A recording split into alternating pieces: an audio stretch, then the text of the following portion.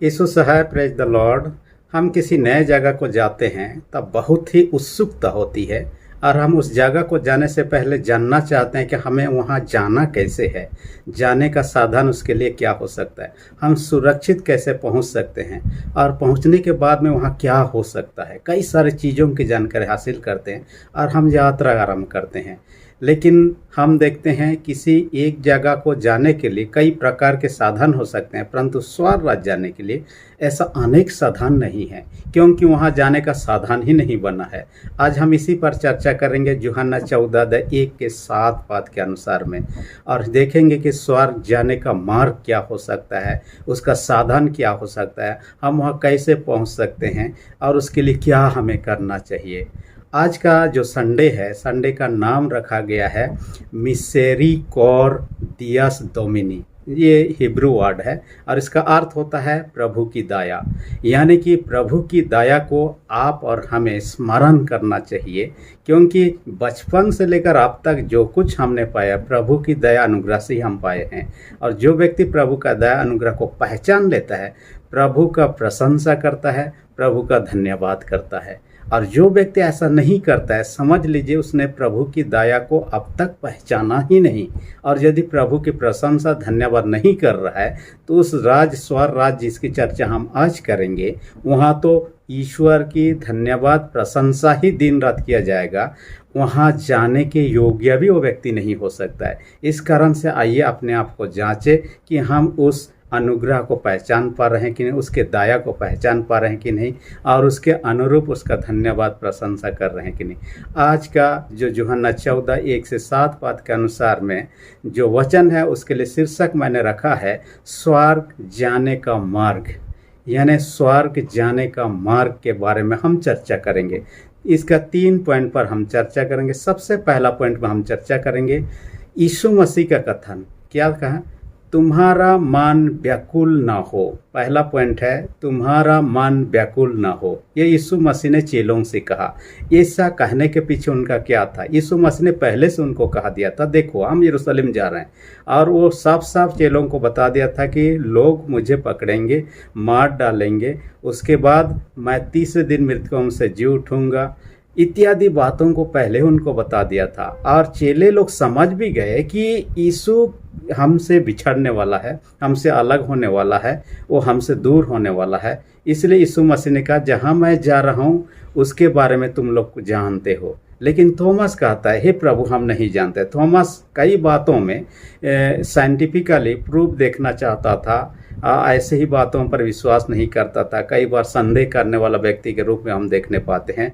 और यह देखने पाते हैं उनको लगता है कि यीशु शारीरिक रूप से किसी जगह पर या तो समुद्र होते हुए या तो कहीं होते हुए जाके वो रहने वाला है, जहाँ के विषय में वो हमें नहीं बता रहा है। इसलिए यीशु से पूछता है आप कहाँ जा रहे हैं, हमें बताइएगा तब ना हम जानेंगे, ताकि हम वहाँ आएंगे। यीशु मसीह उनको कहा दिया था तुम वहाँ नहीं आ सकते, जहाँ मैं जा रहा हूँ तुम वहाँ नहीं आ सकते। यीशु का ये कथन नहीं है कि ये कभी नहीं वहाँ जा सकते हैं, लेकिन अपने प्रयास से वहाँ वे लोग नहीं जा सकते हैं जहाँ यीशु जाना चाह रहा था, यानी कि परमेश्वर के निवास स्थान या जो स्वर्ग में के बारे में हम चर्चा करते हैं। इसलिए कि यीशु मसीह उनसे अलग हो रहे हैं, ये लोग व्याकुल हो रहे हैं, क्योंकि जिनके साथ में वे लोग इतने साल रहे वो उनसे अलग होने वाला है। तो अलग होना स्वाभाविक रूप से, कोई हमसे मृत्यु के दर अलग हो रहा है तो स्वाभाविक रूप से चिंतित होना स्वाभाविक है, व्याकुल होना स्वाभाविक है। हम कई लोगों को मृत्यु की शज्या पर जो अंतिम श्वास लेते हुए देखे हैं, जो कि अपने प्रियजनों को 2-4 शब्द बोलते हुए, उनके प्रियजन उनके 2-4 शब्द जो सुनते सुनते रोने बिलखने लगते हैं, क्योंकि कोई व्यक्ति एक दूसरे से अलग होना नहीं चाहते हैं कि हम एक दूसरे से इमोशनली, हम भावनात्मक रूप से जुड़े हुए हैं। और जुड़ा हुआ व्यक्ति हमसे अलग होता है तो दर्द होता है। जैसे अंगुली सब जुड़ा हुआ है, किसी भी अंगुली को हम काट के अलग करेंगे ये तो बहुत ही दर्द होगा। तो हम भी ऐसे ही एक दूसरे के रिश्ते के इमोशनली, भावनात्मक रूप से हम जुड़े हुए हैं। हम एक दूसरे से जब अलग होने लगते हैं तो ये तकलीफ पहुंचाती है, दर्द पहुंचाती है। इस कारण से यीशु मसीह उनको कह रहा है अलग तो हो रहा हूँ, जिसके कारण से व्याकुल हो रहे हैं, लेकिन उनको कहता है तुम्हारा मन व्याकुल ना हो, चिंतित नहीं होना, व्याकुल नहीं होना। क्यों? यहाँ पर कुछ बातों को यीशु मसीह कहना चाह रहा है। बहुत से स्थान है, जिस जगह को मैं जा रहा हूँ वो अकेले वहाँ नहीं रहूँगा और लोगों को रहने के लिए स्थान है, इसलिए चिंता करने की बात नहीं है, तुम भी वहाँ आओगे। दूसरी बात क्या कहता है, मैं जगह तैयार करने जा रहा हूँ, यानी कि वहाँ बहुत से स्थान तो है, सबके लिए अलग अलग जगह होगा और उस अलग जगह पर ही रहना होगा, जिसके लिए तैयारी की ज़रूरत है। तीसरी बात उन्होंने कहा, जब तैयारी हो जाएगा तब मैं आकर तुम्हें ले जाऊंगा, कहता है। यीशु मसीह उनको ले जाने की बात कर रहा है, उनको ऐसे ही छोड़ देने की बात नहीं कर रहा है। चौथी बात कहता है, मैं तुम्हारे साथ हूँ, कहता है। यानी कि यीशु मसीह जा तो रहे उनसे अलग होकर, लेकिन उनके साथ रहने के लिए प्रतिज्ञा भी कर दिया। और कैसे प्रतिज्ञा कर दिया है, इसके बारे में हम बाइबल में पाते हैं। आगे यूहन्ना 14 अध्याय के 18 पद में हम देखिए, वहाँ कहता है, मैं तुम्हें अनाथ नहीं छोड़ूंगा। और इसके साथ में कहता है, मैं तुम्हारे पास आता हूँ। उनको कहा अनाथ नहीं छोड़ूंगा, तुम्हारे पास आता हूँ। साथ ही हम मत्ती 28 अध्याय 20 पद में देखेंगे, वहाँ पर कहता है, मैं जगत के अंत लोग सदैव तुम्हारे संग हूँ। यानी कि जगत के अंतिम समय तक, जब तक ख़त्म नहीं हो जाता है धरती, जब तक आप और हम ख़त्म नहीं होते, तब तक यीशु मसीह साथ रहने की प्रतिज्ञा कर दिया है। और जो लोग यीशु मसीह से प्रेम रखते हैं, यूहन्ना 14:10-23 पद में कहता है, जो लोग यीशु मसीह से प्रेम रखते हैं, उसके आज्ञाओं का पालन करते हैं, ईश्वर क्या करता है, उनके जीवन में रहने के लिए आता है आत्मा के द्वारा, पवित्र आत्मा के माध्यम से। और इसी प्रतिज्ञा को यीशु मसीह ने किया है, हमेशा मैं तुम्हारे साथ रहूँगा पवित्र आत्मा के माध्यम से। और ये सहायक है हमारे जीवन के लिए। और देखिए, हम किसी भी अवस्था में रहेंगे, पवित्र आत्मा हमें संभाल सकता है, हमारी ज़रूरतों को पूरा कर सकता है, हमें हर खतरे मुसीबत से बचा सकता है, हमें सही डायरेक्शन में ले सकता है। कितनी भी परिस्थिति भयानक क्यों ना हो, फिर भी ये पवित्र आत्मा आपके मेरे लिए सहायक के रूप में है। और यीशु मसीह इसलिए उनको कहता है, तुम्हारा मन व्याकुल ना हो। आज हो सकता है आप और हम कई चीज़ों के लिए व्याकुल हैं, हो सकता है गरीबी कारण से हम व्याकुल हैं, हो सकता है हमारे बीमारी के कारण हम चिंतित और व्याकुल है, हो सकता है किसी को नौकरी की तलाश है, नौकरी न मिलने के कारण से चिंतित है, कई लोग हो सकते हैं कि किसी कर्जा के कारण से व्याकुल है, कई लोग जिनका विवाह नहीं हो रहा है जिनके कारण से व्याकुल है, अनेक कारणों से। लेकिन प्रभु ने प्रतिज्ञा कि मैं तुम्हें अनाथ नहीं छोड़ूंगा, 18 पद में यहाँ कहता है, और तुम्हारे पास आता हूँ, और हर एक काम में हमारी मदद, हमारी अगुवाई करने वाले हैं। देखिए, जब छोटे बच्चे माता पिता यदि उनको छोड़कर जाने लगते हैं, वे लोग रोने लगते हैं, उनको अलग होना नहीं चाहते हैं, क्योंकि उनके साथ में जुड़े हुए होते हैं इमोशनली, और उनसे अलग होना उनके लिए अच्छा नहीं लगता है, वे साथ ही जाना चाह रहे हैं। चेले भी ऐसा ही कर रहे थे, परंतु उनको प्रतिज्ञा, मैं तुम्हें अनाथ नहीं छोड़ूंगा। वैसा ही देखिए, यीशु मसीह आपको मुझे सुरक्षित रखेगा। हमारे देश के प्रधानमंत्री के बारे में हम जानते हैं, उनके कहीं भी जाते हैं, कहाँ भी प्रोग्राम होता है, उनके सुरक्षा का व्यवस्था रहता है। और उनके सुरक्षा का व्यवस्था किसके द्वारा किया जाता है? एसपीजी के द्वारा। ये सिक्योरिटी विभाग है, एसपीजी।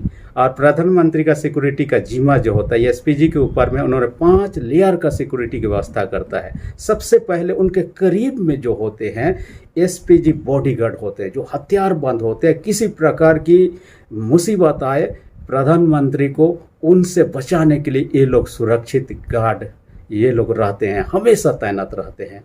दूसरा लेयर में उनसे आगे जो रहते हैं एसपीजी के ब्लैक कमांडो रहते हैं, जो भी संकट आते हैं उनके पहले फेस करना होता है, तब जाके ये बॉडीगार्ड तक पहुंचता है। तीसरा लेयर में जो हम देखने पाते हैं वो कहता है एनएसजी के ब्लैक कैट कमांडो।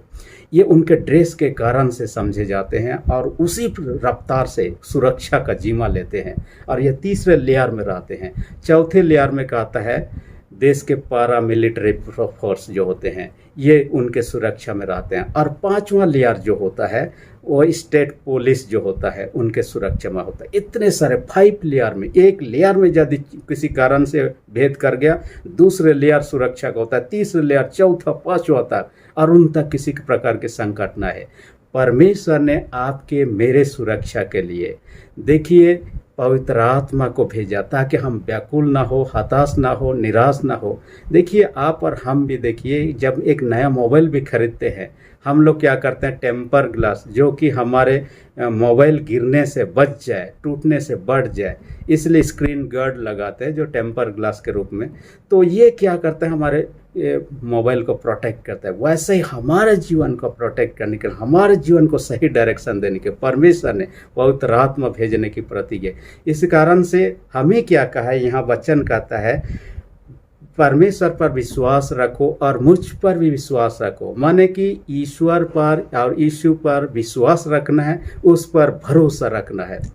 छोटा बालक अपने माता पिता पर बहुत ज़्यादा भरोसा करता है, चाहे माता पिता पढ़े लिखे हो या ना पढ़े लिखे हो, माता पिता धनी हो चाहे गरीब हो, माता पिता दूसरों के समान इंटेलिजेंस हो चाहे ना हो, परंतु हर एक बच्चे अपने माता पिता पर भरोसा रखते हैं। यदि किसी धनी व्यक्ति के साथ बच्चा को भेजिएगा, उसके साथ सुरक्षित वही महसूस करेगा। यदि किसी ताकतवर पहलवान के साथ भी भेजेंगे, वो सुरक्षित महसूस नहीं करेगा। अपने माता पिता के साथ कहीं जर्नी पर हो, यात्रा कर रहा हो, उनको चिंता नहीं हम किस बस में चढ़ेंगे, किस ट्रेन में चढ़ेंगे, कहाँ उतरेंगे, क्या खाएंगे, उनको कोई चिंता नहीं है, क्योंकि माता पिता साथ में है। माता पिता पर उनका भरोसा है। मैंने पत्रिका में एक घटना के बारे में पढ़ रहा था। एक बालक खेलते खेलते अचानक से कुआं में गिर गया। सूखा कुआं था, उसमें पानी नहीं था। गांव के लोग जमा हो गए, उसको खींच कर निकालना चाहा।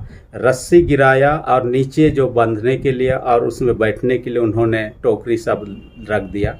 उनको कहा कि इस टोकरी में बैठ जाओ और पकड़ लो, हम खींच के निकालेंगे। बालक ने कहा खींचने वालों में मेरे पिताजी है कि नहीं है? उन्होंने कहा आपके पिताजी नहीं है, लेकिन हम लोग खींच लेंगे। उन्होंने कहा मेरे पिताजी को बुलाइए। उन्होंने उसके पिताजी को बुलाया, उसके बाद वो आ गया, उससे बातें किया, उसके बाद उन्होंने साफ खींचना शुरू किया, खींच के बाहर निकाले। बाद में उन्होंने पूछा देखिए आपके पिताजी नहीं आते तो भी हम खींचने में सक्षम थे। उन्होंने कहा ठीक है आप लोग खींच सकते थे, लेकिन मेरे पिताजी खींचने वालों में से होंगे तो अपने बेटा को कभी गिरने नहीं देगा। एक बार गिरने के कारण मैं बच गया हूँ, दोबारा गिरता तो मैं मर भी जाता। और हर एक पिता अपने बेटा को मरने नहीं देना चाहता है, इसलिए मैंने अपने पिता को बुलाने। देखिए उस बालक का अपने पिता पर बहुत ज़्यादा भरोसा था। हम ऐसे ही ईश्वर पर भरोसा रखें। जब हम भरोसा रखते हैं, देखिए माता पिता को बच्चे लोग बोले ना बोले, उनके लिए भोजन की व्यवस्था की जाती है, उनके लिए ड्रेस की व्यवस्था की जाती है, उनके लिए पहनने के लिए जूता चप्पल की व्यवस्था की जाती है, उनके लिए सोने की व्यवस्था की जाती है, क्योंकि वो माता पिता पर आश्रित है। हम भी वैसे अपने पिता पर आश्रित रहें, उस पर भरोसा रखें, विश्वास रखें। प्रभु यीशु मसीह कहता है हमारे सारे ज़रूरत पूरी होंगी, हमारे सही डायरेक्शन में अगुवाई होगी। दूसरी विशेष बात जो कहता है, दूसरा पॉइंट में कहता है यीशु का स्वर्ग में जगह तैयार करने जाना। यानी यीशु मसीह ने कहा मैं स्वर्ग में तुम्हारे लिए जगह तैयार करने जा रहा हूँ। देखिए वहाँ तो अनगिनत जगह है, फिर वहाँ तैयारी की क्या आवश्यकता है? देखिए हम लोग अपने अपने घरों में रहते हैं। इस धरती पर जितने भी एक समान घरों में नहीं रहते हैं। कई लोग गरीबी झोपड़ी में भी रहते हैं, कई लोग बड़े आलीशान बंगला में भी रहते हैं, अलग अलग जगह पर।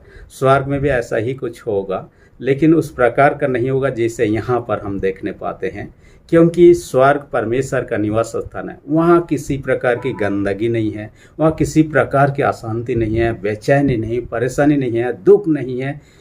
ये परमेश्वर का निवास स्थान है। आप यदि पहला राजा 8 अध्याय 30 पद को देखेंगे या मत्ती 5 उसका 34 पद को देखेंगे, स्वर्ग जो है परमेश्वर का निवास स्थान है, जहाँ से परमेश्वर शासन कर रहा है दुनिया को और ये सृष्टि को शासन कर रहा है। और उस स्वर्ग का दर्शन पहले ही बाइबल के कई लोगों ने कर चुका है, वर्तमान में कई लोगों ने कर चुका, उनके टेस्टिमनी गवाही उनका हमने सुना है, कई लोगों का सुनते भी रहेंगे आने वाले समय में। बाइबल हम पाएंगे एलिया के बारे में, बवंडर आता उसे उठाकर स्वर्ग को ले जाता है, जिसकी चर्चा दूसरा राजा उसका दूसरा अध्याय में हम पाते हैं, और स्वर्ग का दर्शन करके आ जाता है एलिया। हम पौलुस के बारे में देखने पाते हैं, दूसरा कोरिन्थ का 12 अध्याय में चर्चा में मिलता है। पौलुस पर तीसरे स्वर्ग तक उठा लिया गया और वो स्वर्ग का दर्शन करने के बाद में वापस आ जाता है। हम प्रकाशित वाक्य के लेखक यूहन्ना के बारे में जानते हैं। अब प्रकाशित वाक्य 4 अध्याय में हम देखने पाते हैं यूहन्ना को दर्शन के द्वारा स्वर्ग को ले लिया जाता है और स्वर्ग का दर्शन करता है, जिसके बारे में अपने पुस्तक में वर्णन भी करता है। देखिए कई लोग स्वर्ग का दर्शन कर चुके हैं और स्वर्ग को जाना हर एक का इच्छा होगा, क्योंकि इस जीवन के बाद में दो में से किसी एक जगह को जाएंगे, या तो स्वर्ग में जाएंगे या नरक में जाएंगे। स्वर्ग सुख का स्थान है, नरक जो है तड़पते बिलखते दंड पाने का स्थान है। इसलिए कोई भी व्यक्ति वहाँ जाना नहीं चाहेगा, हर एक कोई स्वर्ग जाना चाहेंगे। लेकिन स्वर्ग जाने के लिए तो हम अपने आप से नहीं जा सकते हैं।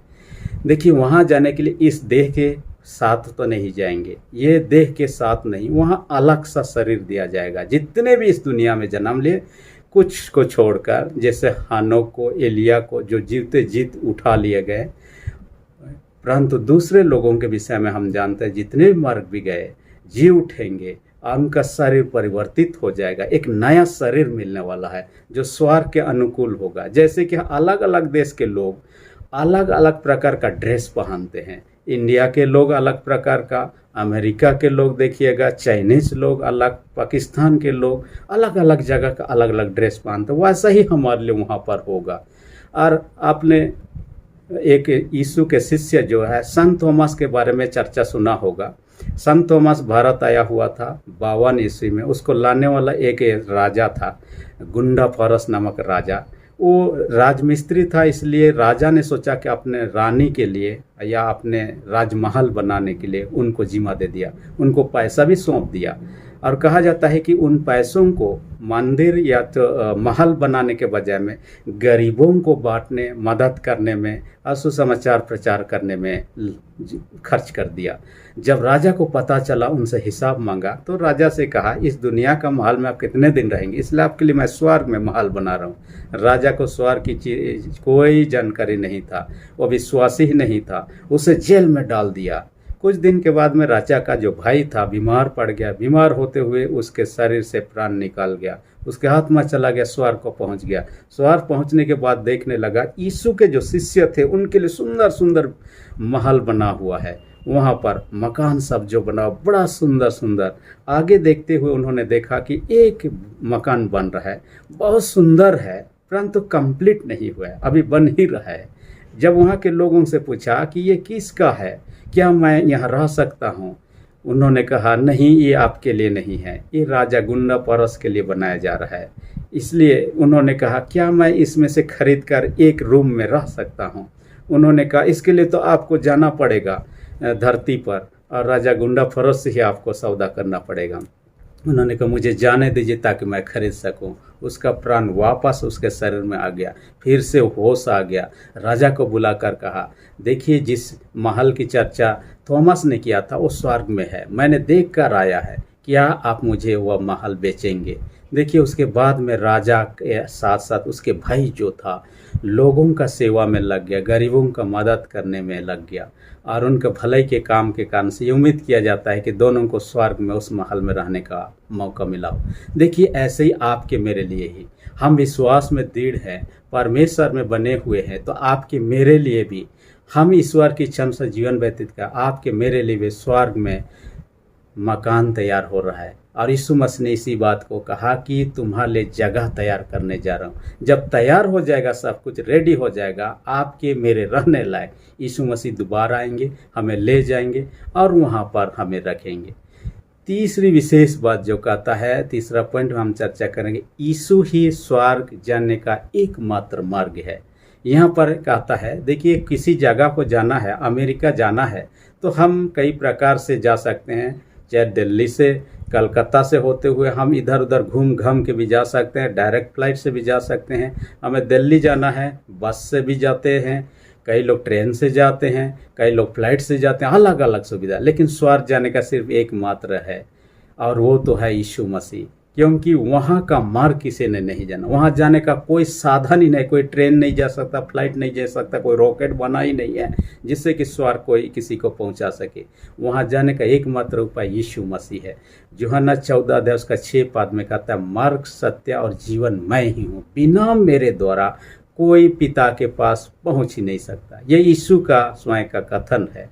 यीशु के बिना हम वहाँ जा ही नहीं सकते हैं। प्रेरित क्रिया 4:12 पद में इसी बात को कहता है, स्वर्ग के नीचे पृथ्वी पर कोई दूसरा नाम नहीं दिया गया जिसके द्वारा मनुष्य उद्धार प्राप्त कर सके और उस स्वर्ग की प्राप्ति कर सके। इसलिए आपको मुझे वहाँ जाना है तो यीशु के साथ जुड़े रहना है। देखिए, किसी विदेश में जाते हैं तो हमें क्या चाहिए, पासपोर्ट और वीज़ा चाहिए। ये पासपोर्ट वीज़ा के बिना दूसरे देश नहीं जा सकते हैं, जाने का अधिकार है हमारे पास नहीं है। और इलीगल तरीके से भी जाते हैं, पकड़े जाते हैं तो हम जेल में सड़ते रहेंगे। और यदि वहाँ जाकर अपने पासपोर्ट वीज़ा भी खो जाए, चोरी हो जाए, तो भी हम मुसीबत में पड़ सकते हैं। देखिए, मैंने एक व्यक्ति के बारे में पढ़ रहा था। वह व्यक्ति ऐसे ही बिना टिकट के, बिना वीज़ा, बिना पासपोर्ट के वह केन्या देश से लंदन के लिए यात्रा कर रहा था। केन्या के नैरोबी एयरपोर्ट से उन्होंने क्या किया कि उनके फ़्लाइट में तो उसको घुसने नहीं दिया जाएगा, इसलिए चुपचाप से चुपके आकर क्या किया कि उनकी फ़्लाइट जो है, हवाई जहाज़ जो है, उसका चक्का होता है, जब ज़मीन में होता है चक्का खड़ा रहता है और चक्का के द्वारा दौड़ता है। लेकिन जब वह उड़ने लगता है, उस चक्का को रखने के लिए एक जगह होता है, ऊपर एक जगह, और वहाँ पर उन्हें चुपके आकर उस जगह जहाँ चक्का रहता है उस जगह पर छुप गया और उस फ्लाइट में कम से कम किसी तरह से दाखिला हो गया, अंदर तो नहीं परंतु बाहर से ही सही। उसके बाद में जब आ रहा है, क्योंकि ये फ्लाइट जो है 40,000 ऊपर में ये उड़ता है, इतना ऊपर में देखिए जो टेम्परेचर होता है बहुत ठंड हो जाता है, -60 डिग्री तक आ जाता है। -60 डिग्री में तो सब चीज़ बर्फ़ होने लगता है, पानी। और ऐसे परिस्थिति में किसी व्यक्ति का जीवित रहना बड़ा मुश्किल की बात है। वैसे ही वो यात्रा कर रहा था, जैसे ही लंदन पहुंच रहा था, चक्का फिर से नीचे ये होता है, कहे कि उसको लैंडिंग के समय में चक्का के द्वारा दौड़ना पड़ता है। तब इस समय में देखा कि जहाँ पर वो ये था वो बर्फ़ बन चुका था। अचानक से जब चक्का नीचे हुआ, वो लुढ़क के नीचे गिरा।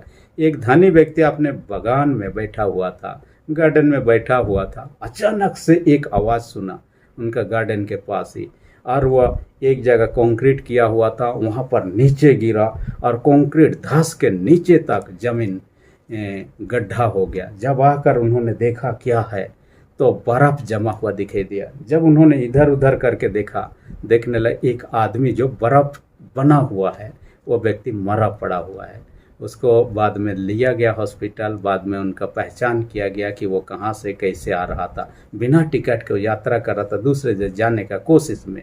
देखिए, हम भी स्वर्ग राज्य जाने का ऐसा प्रयास कर सकते हैं, लेकिन ये असफल है, बेकार की बातें हैं। हम ऐसा जा ही नहीं सकते हैं। हमें जाना है तो यीशु पर विश्वास करना है, उसके इच्छा अनुसार जीवन को व्यतीत करना, उसी में बने रहना है और उसी के द्वारा हम स्वर्ग को जा सकते हैं। इसलिए आइए आप और हम भी, यदि उस स्वर्ग राज्य के अधिकारी होना चाहते हैं, जिसकी जगह तैयार करने के लिए यीशु मसीह जा चुके हैं, फिर से दोबारा आने वाले हैं, उस दिन तक के लिए हमें विश्वास में बने रहना है, स्थिर रहना है, उसके आज्ञाओं के अनुसार जीवन व्यतीत करना है। हम उसके अनुग्रह को पहचानें, उसके धन्यवाद और प्रशंसा करते रहें, ताकि हम उस राज से वंचित ना हो, परंतु उस राज के अधिकारी बन सके। परमेश्वर ऐसा करने आपके मेरी सहायता अगुवाई और आशीष करें। आमीन। हम प्रार्थना करें। जीत पिता, धन्यवाद देते हैं आज के वचन का हमसे बातें किया, हर एक सुनने वाले छोटे बड़े सबों को अपने स्वर्गीय आशीष से भर दे। जितने लोग बीमार अवस्था में पाए जाते हैं, सबों को तेरे हाथ में सौंप देते। यीशु के सामर्थ्य लोग से हर एक बीमारी इनको दूर कर दे। जिनके विश्वास कमजोर हैं, उनके विश्वास को भी आप ही दृढ़ और मजबूत कर। प्रार्थना यीशु के नाम से मांगते हैं। आमीन।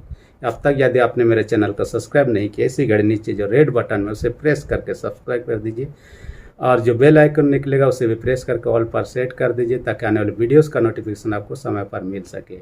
धन्यवाद।